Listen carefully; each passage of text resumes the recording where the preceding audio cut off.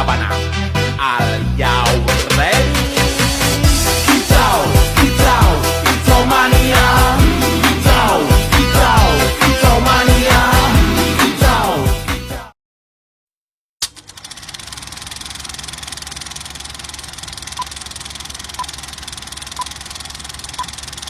Halo teman-teman, perkenalkan kami dari kelompok 5 akan melakukan diskusi dengan kelompok mahasiswa Universitas Jember dengan tema diskusi tentang komunikasi.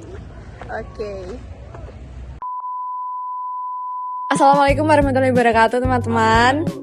Sebelumnya aku mengucapkan terima kasih buat partisipan hari ini karena sudah mengikuti kegiatan sharing session kita di komunikasi. Sebelumnya perkenalkan kita dari mahasiswa Universitas Jember dari jurusan Ilmu Kesejahteraan Sosial. Sebelumnya perkenalkan juga nama aku Fahma dengan teman aku. Saya Edo. Oke. Nah, sebelum itu kita akan menjelaskan tentang apa itu komunikasi. Akan dijelaskan oleh teman saya. Nah, jadi yang pertama-tama itu ada definisi dari komunikasi itu sendiri. Nah, definisi umumnya adalah komunikasi itu adalah sebuah proses penyampaian informasi, pesan, atau ide dari seseorang kepada orang lain, baik secara langsung maupun tidak langsung. Nah, dengan tujuan agar pesan tersebut dipahami dan dapat menimbulkan respon. Nah, menurut Harold de Lasswell sendiri, komunikasi adalah proses yang dapat dijelaskan melalui rumus who says what in which channel to whom with what effect. Atau dengan arti siapa mengatakan apa, melalui saluran apa, kepada siapa, dan efeknya apa. Nah, lalu menurut Joseph De Vito, komunikasi adalah proses pengiriman dan penerimaan pesan antara dua orang atau lebih yang bertujuan menciptakan pemahaman serta menghasilkan umpan balik. Lalu selanjutnya ada mengapa penting. Nah, komunikasi itu mengapa penting bagi kita? Karena yang pertama ini untuk menghindari miskomunikasi dan kesalahpahaman. Nah, lalu yang kedua itu untuk membantu kita dalam membangun hubungan sosial yang sehat. Nah, lalu yang ketiga untuk mempermudah koordinasi dalam kelompok. Yang keempat untuk meningkatkan rasa saling percaya dan saling menghargai antara kita. Lalu yang kelima dan yang terakhir ini untuk membuat kerja sama kelompok lebih efektif dan terarah. Mungkin sampai sini ada yang belum? Baik, selanjutnya. Nah, jadi selanjutnya itu ada unsur-unsur komunikasi. Yang pertama itu pasti ada komunikator atau sender, pihak yang mengirim pesan. Yang kedua ada pesan atau message, isi informasi yang disampaikan. Yang ketiga ada media atau saluran, alat penyampaian pesan. Yang keempat ada komunikan, pihak yang menerima pesan. Yang kelima ada umpan balik, respon dari penerima pesan. Yang keenam ada gangguan, hambatan yang mengganggu komunikasi. Yang terakhir ada konteks atau situasi, kondisi lingkungan yang mempengaruhi komunikasi itu sendiri. Nah, selanjutnya lagi itu ada jenis komunikasi. Jenis komunikasi itu ada 3. Yang pertama ada berdasarkan cara penyampaian. Komunikasinya ada komunikasi secara verbal, komunikasi yang menggunakan kata-kata atau lisan, komunikasi non-verbal, komunikasi melalui ekspresi wajah, gestur, sama bahasa tubuh. Yang kedua itu ada berdasarkan jumlah orang yang terlibat.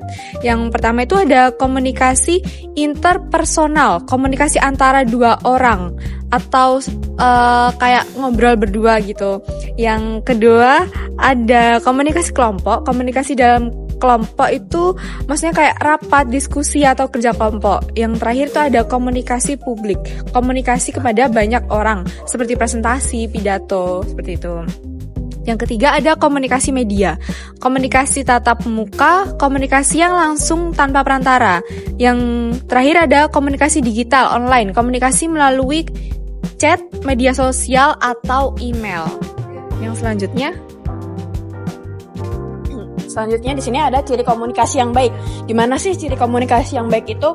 Yang pertama, Jelas, yang pertama itu ada yang jelas dan to the point, tidak bertele-tele. Yang kedua, sopan dan menghargai lawan bicaranya. Dan yang ketiga, mendengarkan secara aktif, bukan cuma menunggu giliran untuk berbicara. Yang keempat, terbuka terhadap masukan atau feedback. Dan yang kelima, menggunakan empati dan kontrol emosi saat berkomunikasi.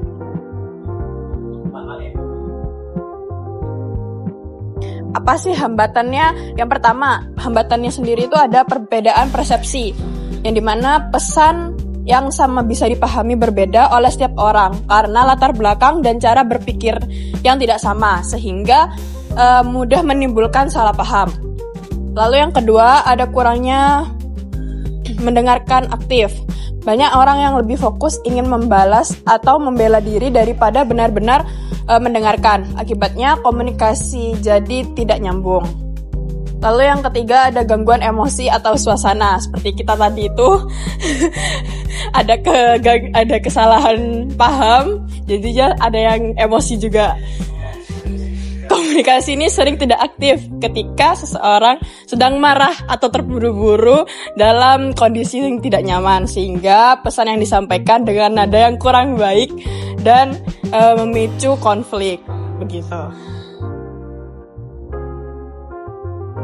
Lalu kesimpulan yang bisa kita ambil yaitu komunikasi efektif dan kerjasama tim merupakan dua hal yang saling berkaitan dengan sangat penting dalam kehidupan sehari-hari, terutama dalam lingkungan kelas maupun kerja kelompok. Komunikasi yang baik membantu menyampaikan informasi secara jelas, mencegah miskomunikasi, serta menciptakan hubungan yang saling menghargai. Sementara itu, kerja sama tim membuat tugas menjadi lebih terarah karena adanya pembagian peran, tanggung jawab, dan koordinasi antar anggota. Jika komunikasi dan kerjasama berjalan dengan baik, maka kelompok akan lebih solid. Konflik dapat diminimalisir dan tujuan bersama dapat dicapai secara lebih efektif. Nah, mungkin itu tadi penjelasan yang kami sampaikan. Dari kakak di sini ada pertanyaan mungkin atau Ada yang kurang jelas? Kurang jelas. Setelah sesi kita sharing tadi, di sini kita akan melakukan diskusi dengan beberapa pertanyaan. Baik, yang pertama mungkin mengapa perbedaan persepsi bisa menjadi hambatan dalam komunikasi kelompok? Menurut kakaknya itu gimana, Kak? Menurut saya, ulang boleh pertanyaannya? Oh ya boleh, Kak. Boleh. Mengapa perbedaan persepsi bisa menjadi hambatan dalam komunikasi kelompok? Oh ya. Jadi menurut saya kenapa hambatan perbedaan perspektif itu bisa terjadi saat diskusi kelompok, karena setiap orang itu pemahaman terkait topik diskusinya bisa jadi berbeda-beda. Terus ada yang lancar nanggap atau ada yang mengalami hambatan dalam pemahaman topiknya. Itu sih. Menurut aku sendiri perbedaan perspektif itu karena adanya pemahaman atau cara pandang tiap orang itu kan berbeda-beda.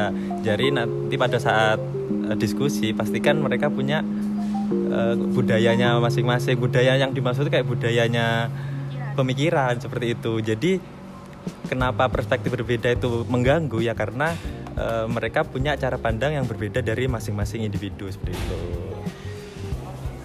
Yang terakhir mungkin dari kakaknya.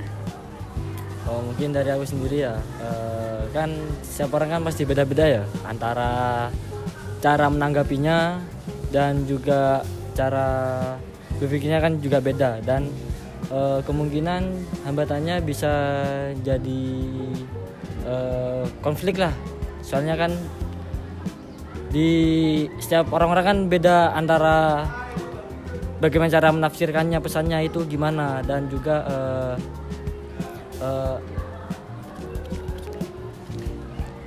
ya mungkin gitulah. Makasih ya, Kak.